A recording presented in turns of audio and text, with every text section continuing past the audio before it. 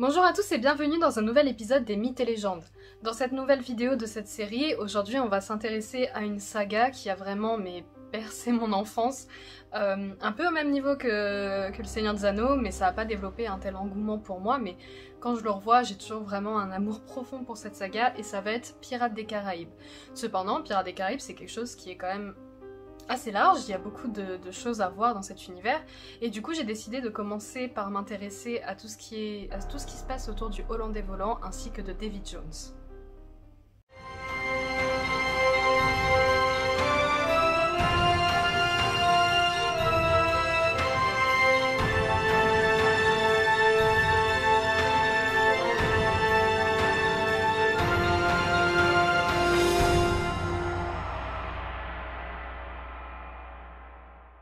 Aujourd'hui, le déroulé de la vidéo va être un petit peu différent et je tenais à vous le préciser avant que ça commence. On va en fait surtout s'intéresser dans une première partie à la vraie légende du Hollandais volant parce que c'est pas une création de Pirates des Caraïbes, je pense que vous êtes nombreux à le savoir. Donc je voulais d'abord m'intéresser au point, dans le vrai monde, on va dire, comment cette légende a commencé à exister en fait. Dans un premier temps, on va s'intéresser à la vraie légende, aux différentes interprétations, aux quelques ouvrages qui en ont traité, et dans une deuxième partie, je vais vraiment m'intéresser à comment Pirates des Caraïbes a développé l'histoire du Hollandais volant, ainsi que l'histoire de Davy Jones. En tout cas, si jamais vous n'êtes pas encore abonné à la chaîne, je fais une petite parenthèse, si vous n'êtes pas encore abonné à la chaîne, n'hésitez surtout pas à vous abonner pour avoir un petit peu plus de contenu dans ce genre-là.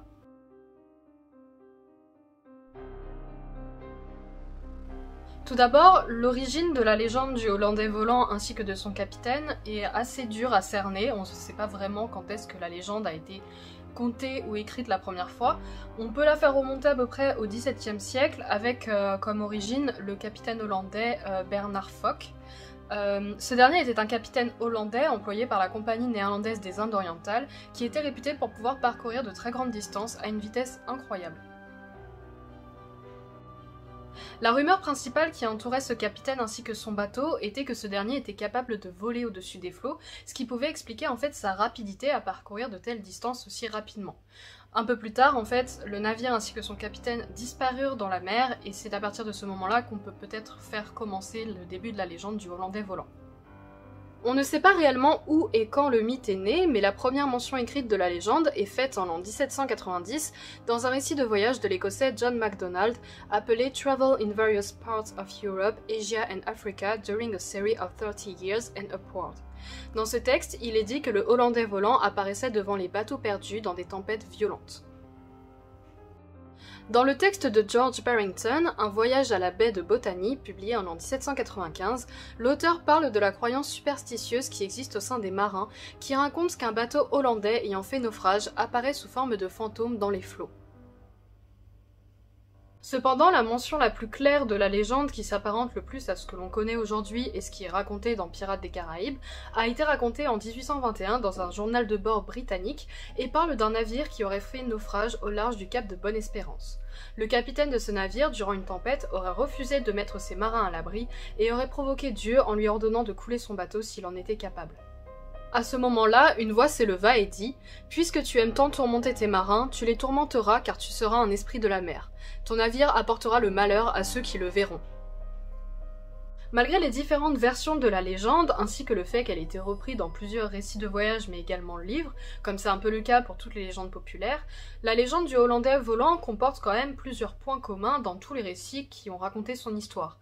C'est toujours un navire hollandais, d'où le nom de Hollandais volant, il apparaît toujours durant des périodes de tempête face au navire, et c'est en général au niveau du cap de Bonne-Espérance. Cependant, la version du mythe qui se rapproche le plus de l'histoire du Hollandais volant telle que racontée dans Pirates des Caraïbes est celle d'un navire hollandais qui aurait quitté le port d'Amsterdam en 1680 pour Jakarta, ainsi que l'histoire de son capitaine qui souhaitait en fait s'enrichir en faisant de la contrebande. Durant leur voyage, le diable fit son apparition devant les marins et comme pour les punir, il fit couler le bateau. L'équipage ainsi que le bateau revint alors en tant qu'équipage fantôme et ils s'adonnèrent à la piraterie ainsi que, comme vous le savez dans le mythe, terroriser les autres marins perdus en mer.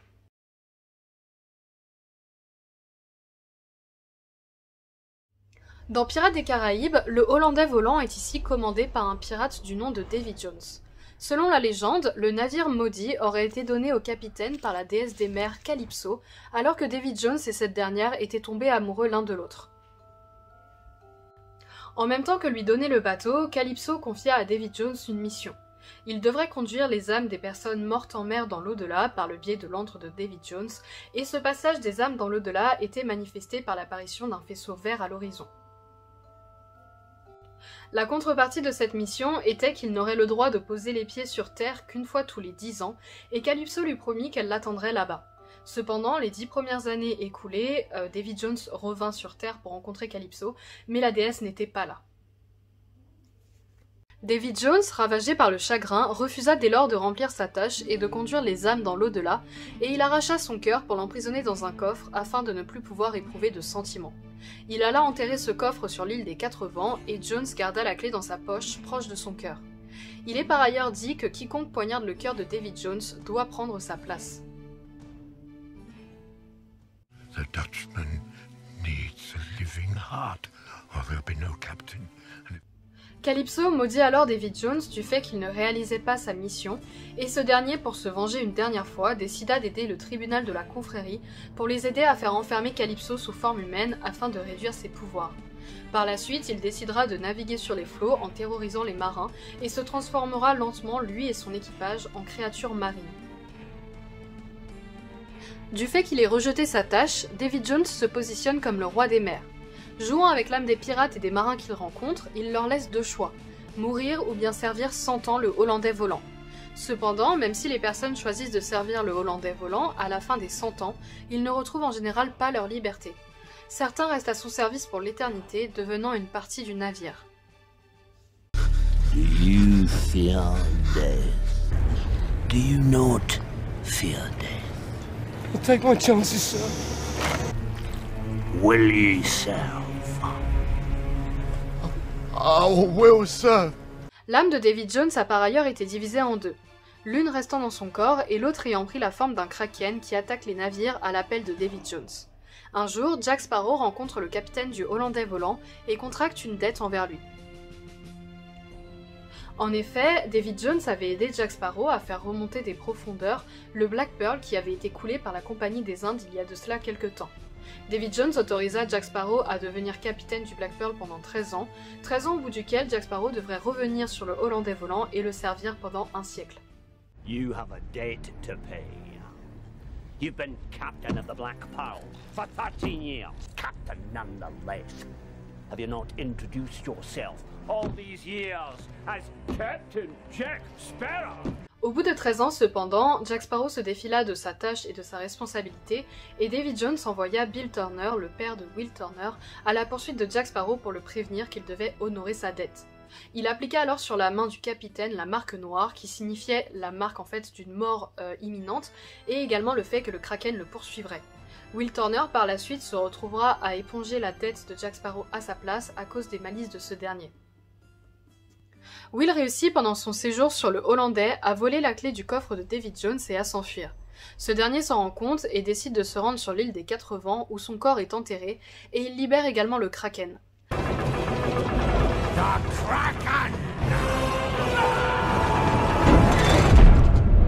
Là-bas, ces hommes réussiront à récupérer le coffre, mais en l'ouvrant, celui-ci était vide, volé par Jack Sparrow, James Norrington ou Will Turner. Le coffre avait finalement été récupéré par Norrington qui le livra au directeur de la Compagnie des Indes, Lord Becket. Le cœur sert alors d'instrument de pression pour asservir le Hollandais volant et forcer le capitaine, Davy Jones, à combattre pour la Compagnie des Indes. Alors qu'il était à la poursuite du Black Pearl ainsi que de Jack Sparrow, Davy Jones revit Calypso qui lui confirma son amour pour lui et lui promit qu'une fois libérée par le tribunal, elle se vengerait de toutes les personnes qu'il avait fait emprisonner sous sa forme humaine. Durant la bataille du Maelstrom, après que Calypso ait été libérée, elle déclenchera une immense tempête. Le Black Pearl et le Hollandais volant s'engageront dans le Maelstrom et Jack Sparrow ainsi que Davy Jones s'affronteront pour pouvoir récupérer le coffre ainsi que le cœur. Jack réussit à récupérer le cœur alors que Davy Jones menaçait de mort Elizabeth et Will, et alors que le capitaine pensait qu'avoir trouvé le cœur le dissuaderait de tuer l'un des deux, Davy Jones enfonça sa lame dans le torse de Will Turner. Alors que Davy Jones se réjouissait de sa victoire, Jack enfonça un couteau dans le cœur de la créature avec la main de Will.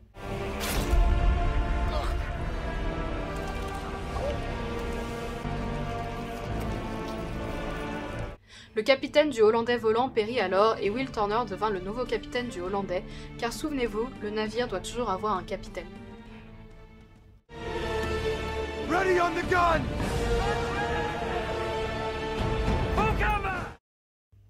Merci à tous d'avoir regardé cette vidéo sur Pirates des Caraïbes, mais plus spécifiquement sur David Jones et le Hollandais volant. J'espère que aborder Pirates des Caraïbes vous intéresse, parce que c'est un peu une saga de nous quand on est enfant. Il y a quand même quelques mystères, mais il n'y en a pas tant que ça. Mais j'espère malgré tout que le lore de cet univers qui se veut réaliste, mais avec qui se veut réaliste, qui se passe dans notre monde à une époque où la piraterie était bien connue, mais avec des aspects un petit peu fantastiques. J'espère vraiment que ça vous intéresse et que ça vous plaît. En tout cas, n'hésitez pas à mettre un pouce, à vous abonner, à commenter si ça vous a plu, et n'hésitez toujours pas à me faire des recommandations pour les prochains bestiaires fantastiques, mythes et légendes ou panthéon des héros. En attendant, moi je vous dis à la prochaine. Salut!